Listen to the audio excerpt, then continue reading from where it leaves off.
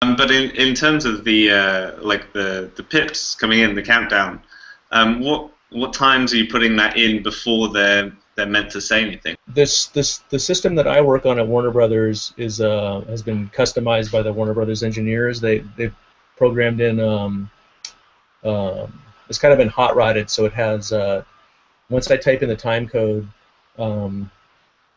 it automatically spots the beeps for me, Right. and I'll hit rehearse, and the words rehearse will show up magically on the screen for the actor because this has all been pre-programmed. Wow. And it will be a yellow streamer will cut across the screen as well as beep beep beep, and when the two lines meet and that fourth imaginary beep happens, they can do their line. And some actors work really well off a visual cue, some work better off the auditory cue, but you do both, and that sort of helps. For the person you have some people that just don't get it. No matter how you try to explain it, they're not getting. They don't understand.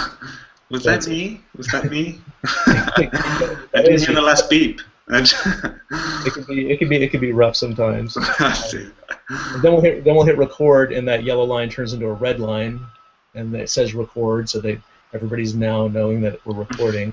And then the playback becomes green, and and then we're playing back, and then they hear the sound through the speakers when we're playing back. And so the system is pretty nifty. It's designed to just keep everybody on the stage apprised of where we're at in the process, and so there's no confusion.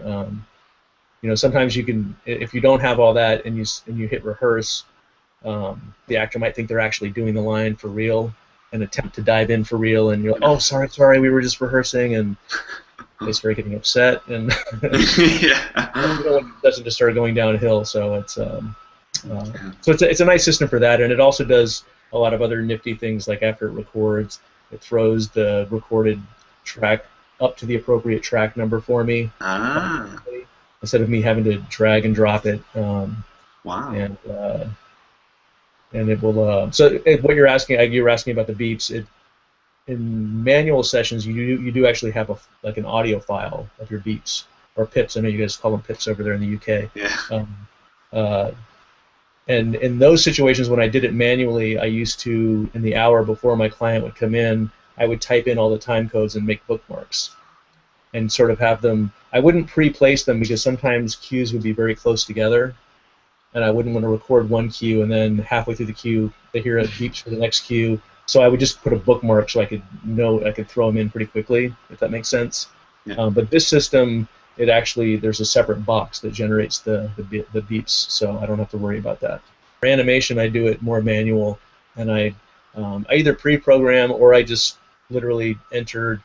I'm really good with my right hand entering time code now. I've done it a lot.